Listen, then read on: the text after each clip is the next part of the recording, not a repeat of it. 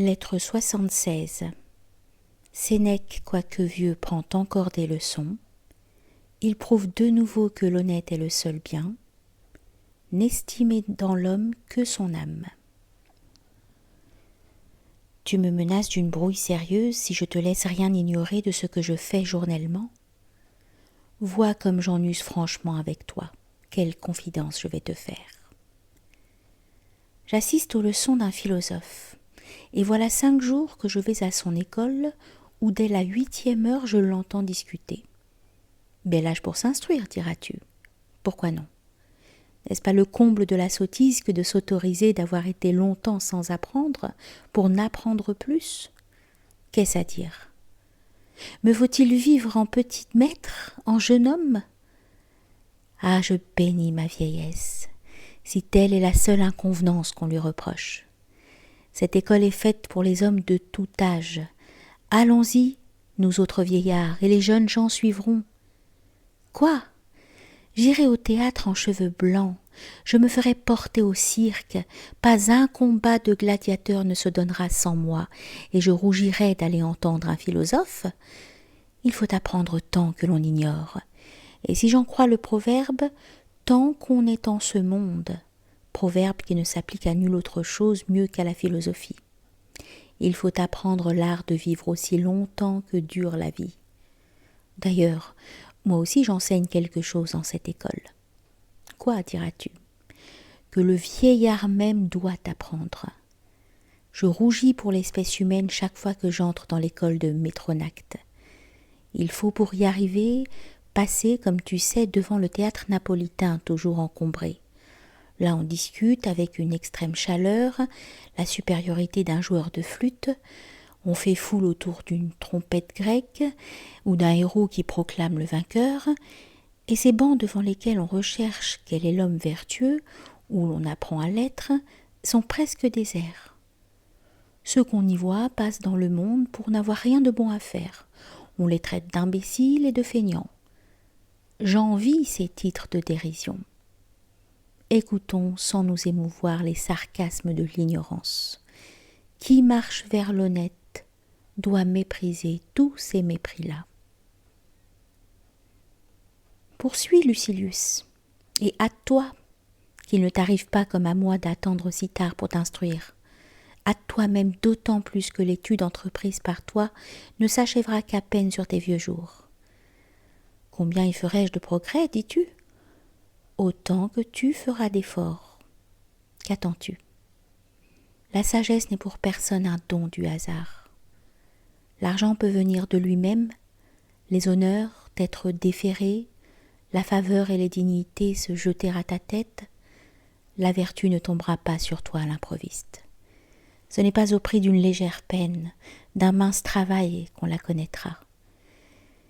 Mais est-ce trop qu'un labeur sérieux pour entrer en possession de tous les biens à la fois? Car le bien dans son unité, c'est l'honnête. Tu ne peux trouver rien de vrai, rien de sûr dans tout ce qui séduit l'opinion. Établissons pourquoi l'unique bien est l'honnête, puisque tu juges que ma précédente lettre ne l'a point assez expliqué, et que je te semble avoir fait plutôt un éloge qu'une démonstration. Puis je résumerai en peu de mots ce que j'aurais dit. Toute chose a son mérite propre et constitutif. La vigne se recommande par sa fertilité et par la saveur de son vin, le cerf par sa vitesse. Veux-tu savoir pourquoi la force des bêtes de somme est dans les reins? Parce qu'elles ne sont bonnes qu'à porter des fardeaux. La première qualité dans un chien est la finesse de l'odorat, s'il doit aller en quête du gibier. L'agilité, s'il doit le poursuivre. La hardiesse, s'il est fait pour mordre et attaquer. Ce que chaque être doit avoir de meilleur en soi, c'est l'aptitude pour laquelle il est né, qui lui donne son rang. Quelle est dans l'homme la meilleure chose? La raison. Par elle, il marche roi des animaux. Il vient après les dieux. Cette raison perfectionnée est donc le bien propre de l'homme. tout le reste lui est commun avec les brutes et les plantes. Il est fort, le lion ne l'est-il pas? Il a la beauté, le paon a la sienne. Il est prompt à la course, le cheval aussi. J'omets de dire, sous ces trois rapports, il est inférieur.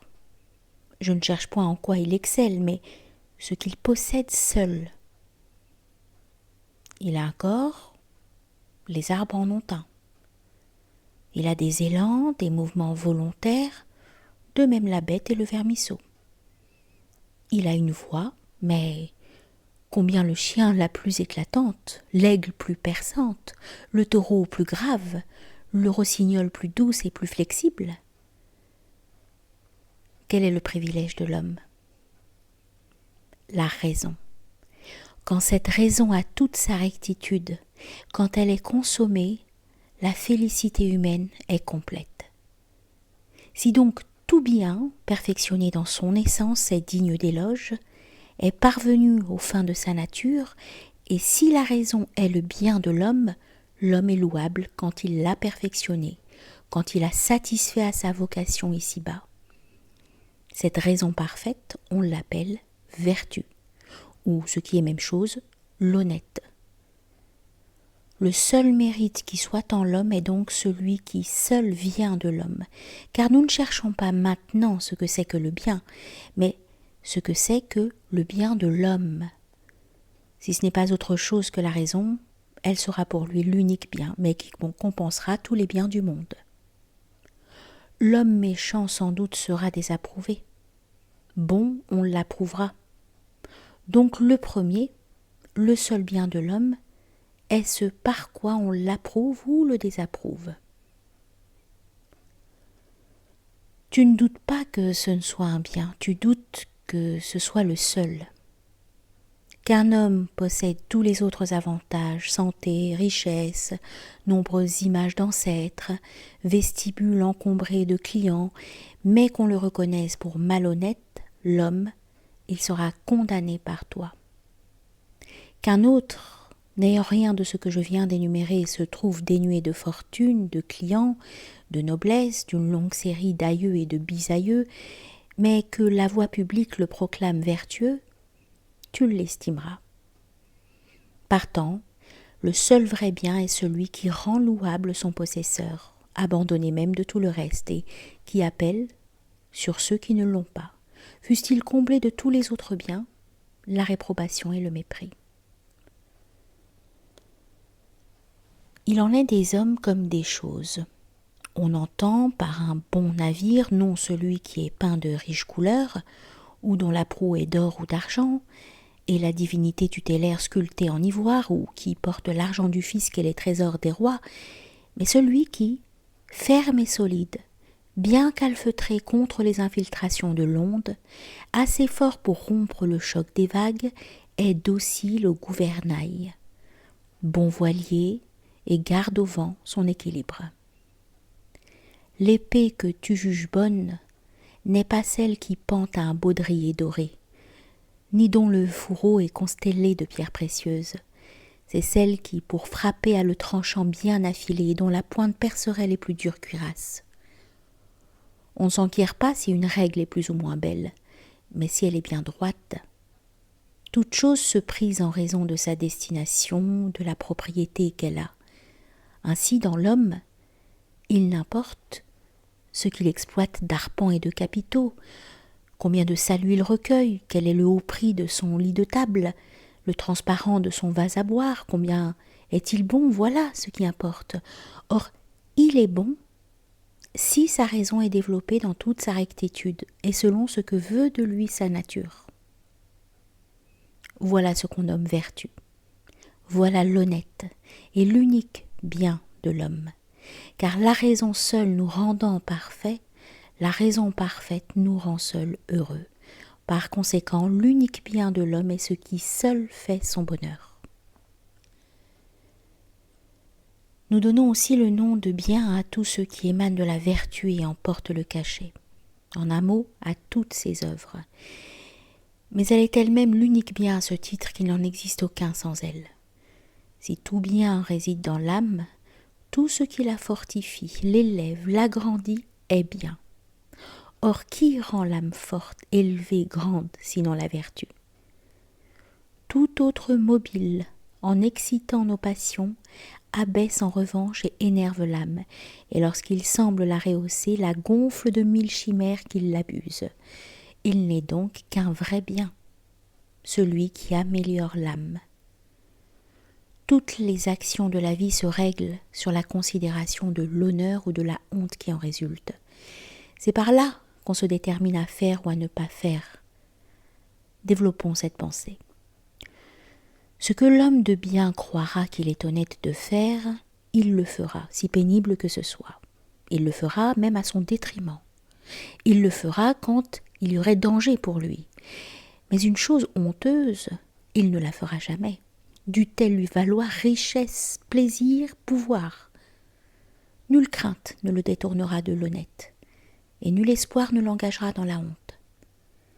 Si donc on le voit suivre à tout prix l'honnête, fuir à tout prix ce qui ne l'est pas, et dans tous les actes de sa vie n'envisager que deux seuls points, à savoir qu'il n'est d'autre bien que l'honnête et d'autre mal que son contraire, si la vertu est la seule chose qui ne se fausse point, qui garde toujours sa même rectitude, il n'est dès lors de bien que la vertu.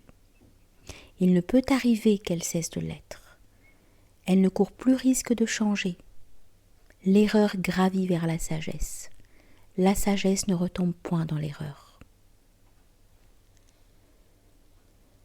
J'ai dit, tu te le rappelles peut-être, que dans un élan indélibéré, grand nombre d'hommes ont foulé aux pieds ce qu'ambitionne et ce que redoute le vulgaire.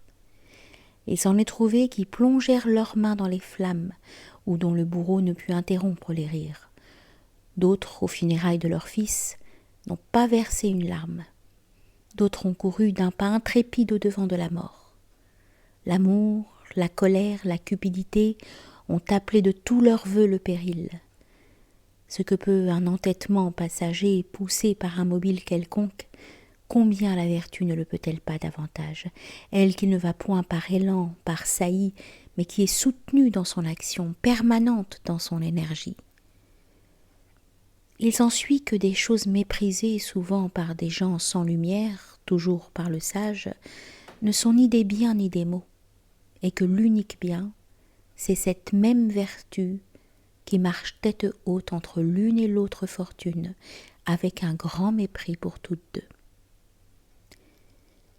Si tu admets l'opinion qu'il est encore d'autres biens que l'honnête, plus de vertus qui n'en soient ébranlées, pas une en effet qui se puisse maintenir si elle aspire en dehors d'elle-même à quoi que ce soit. Cet état de choses répugne à la raison, de laquelle les vertus procèdent, à la vérité, qui n'existe point sans la raison. Et toute opinion qui répugne à la vérité est fausse. Tu m'accorderas nécessairement que le dévouement de l'homme de bien envers les dieux est absolu. Ainsi, quoi qu'il lui arrive, il le supportera sans murmure, sachant bien qu'ainsi il a voulu la loi divine d'après laquelle marche l'univers.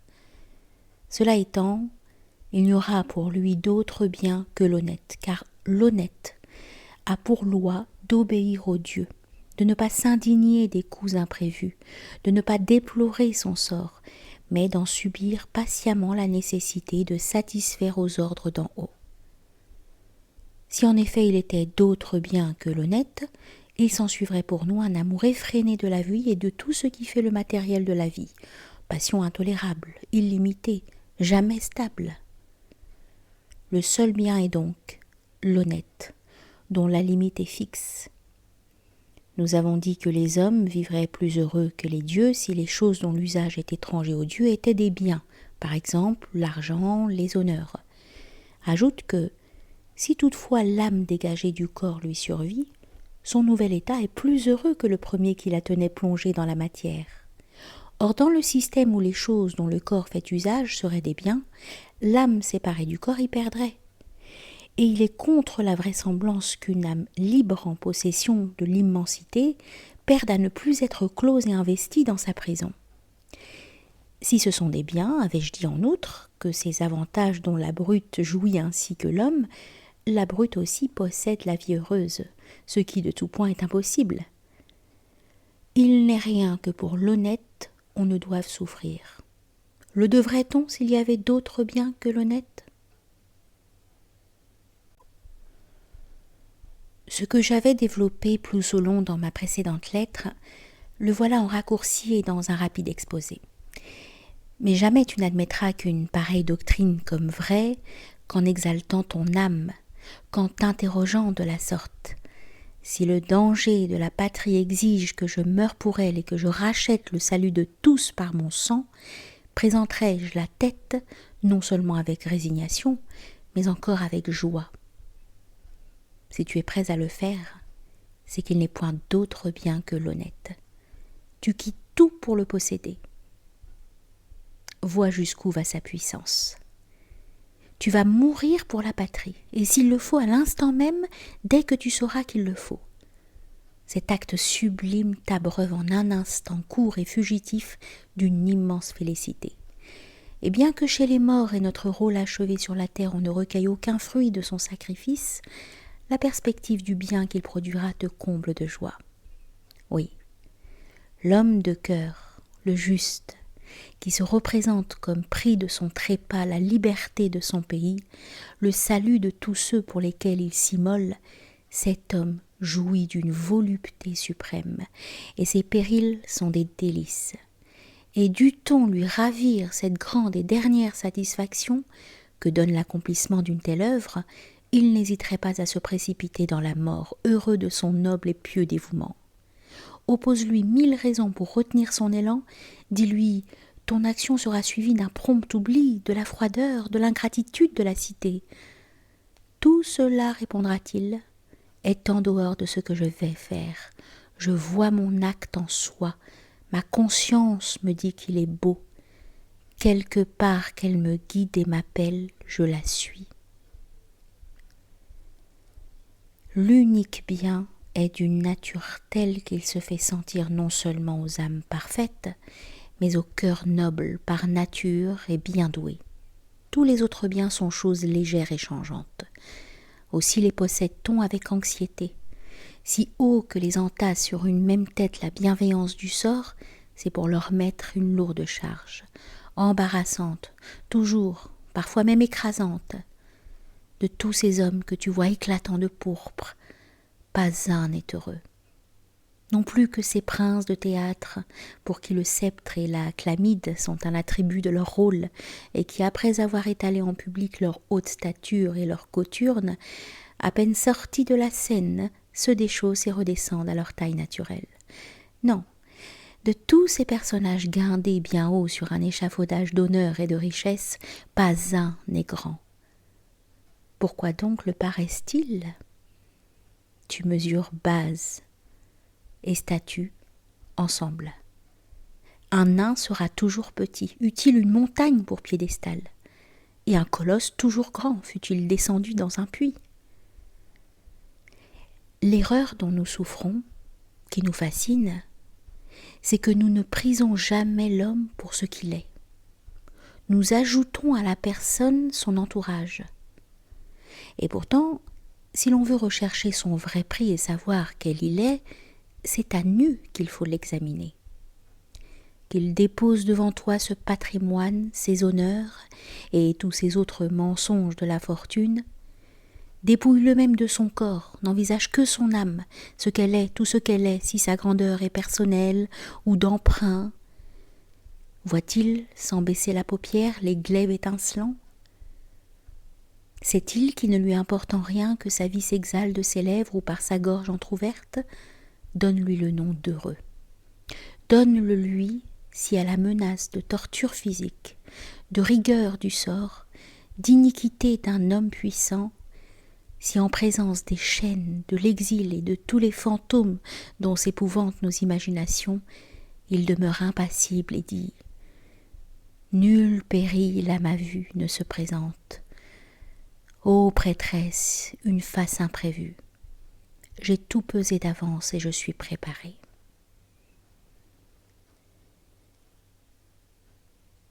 Ces menaces que tu me fais aujourd'hui, je me les suis faites en tout temps. homme, je me tiens prêt aux accidents de l'humanité. D'un mal prévu, le choc ne vient plus qu'amorti. Mais pour les âmes irréfléchies et qui ont foi en la fortune, tous les événements ont une face nouvelle et inopinée. Et la nouveauté chez ces sortes de gens fait presque tout le mal. Vois pour preuve comme l'habitude leur donne le courage d'endurer ce qu'ils croyaient insupportable. C'est pourquoi le sage s'aguerrit contre les maux à venir, et ce que les autres ne trouvent léger qu'après de longues souffrances, lui le rend tel en y pensant longtemps. On entend parfois cette exclamation échapper aux imprévoyants. Pouvais-je me douter que ce coup m'attendait ? Mieux instruit, le sage les attend tous. Quoi qu'il advienne, il dit « Je le savais ».